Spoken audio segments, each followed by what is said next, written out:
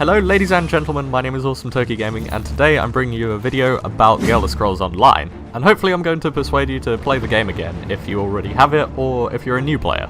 Just for a bit of contextual knowledge on my experience with The Elder Scrolls Online, I got the game when it first released, which was in, I think, April 2014, and I also played the closed beta, or the closed alpha or something, a few years before, or maybe a year before. And then I basically stopped playing it until the Tamriel Unlimited update came out, which basically made all of the places in Tamriel available. Again, after about a month of that, I stopped playing, and this brought me to around somewhere in 2015. Now since then, I haven't touched the game until this new update called 1 Tamriel, and in my opinion, I think this is the definitive update of The Elder Scrolls Online. I'm not saying it's what it should have released with, but it would have made the game a lot more successful if it did release with this update. So what I'll be doing in this video is telling you what the 1 Tamriel update has brought to the table for The Elder Scrolls Online. Firstly, it's called 1 Tamriel for a reason, and that's because it's free roam. Everything has basically become a true open world.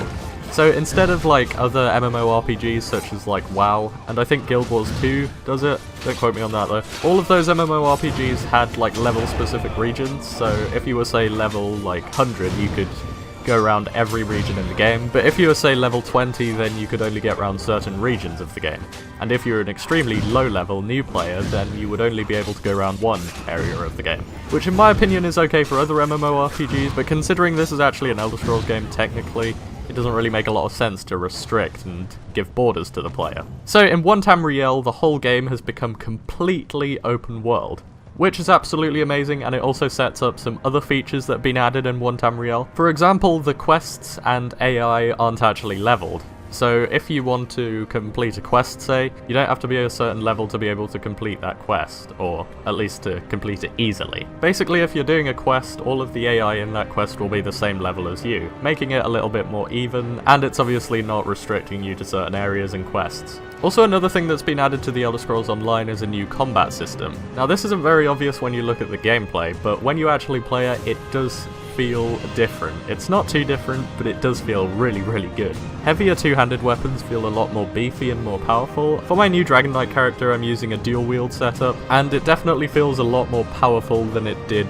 before. It's not doing any major damage differences or anything, but it physically feels that it's just a little bit better. I'm not 100% sure what they've done, but it feels much better. Another thing that they've added, I'm not too sure if it's part of the 1 Tamriel update, is housing. Personally, I don't really give a shit about housing, but if you do, then it's in this game at the moment. I think this is something that was brought into Skyrim first, the idea of like having your own house and being able to store stuff in. I think that'd be very useful in The Elder Scrolls Online, but I haven't got to, you know, buying my own house yet. I'm not sure what the customization's like yet, but it's a cool feature to have nonetheless. Another thing that's been added to The Elder Scrolls Online recently is better loot. So to start off, all group dungeons now have a veteran difficulty. Before the 1 Tamriel update, not all of them would have a veteran difficulty, there was only like a few of them that would, a select few. But this basically means that better loot is now available over all group dungeons, not just the select few that had a veteran difficulty. Also for dungeons that previously had a veteran difficulty, they now have a veteran 2 difficulty, basically making it very, very hard, and of course giving you better loot. Also another thing is Craglorn. Craglorn is now available for solo play. Now personally, I've never really ventured into Craglorn yet. As I've said previously, I've been very on and off with The Elder Scrolls Online, and I've been switching characters a lot and making new characters every time I've played, but it's nice to see that if you don't have any friends, then you can go to Craglorn on your own. Another thing that's really drove me on to play Elder Scrolls Online again is more XP from quests. And it definitely is as good as it sounds, because it does actually make a difference to how fast you level.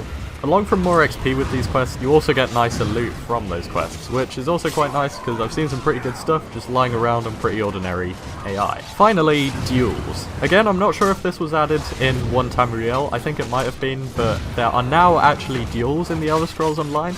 This basically means that players can duel anywhere as long as it's not within Cyrodiil, because, you know, why would you want to duel in a war zone?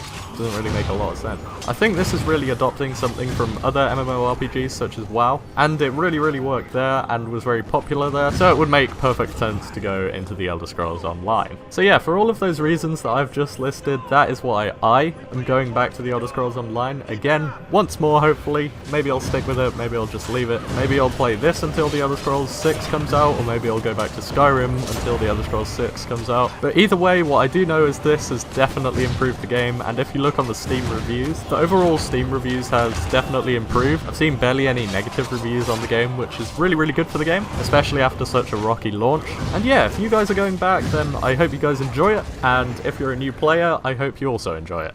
Thank you very much for watching, and I'll see you in the next video.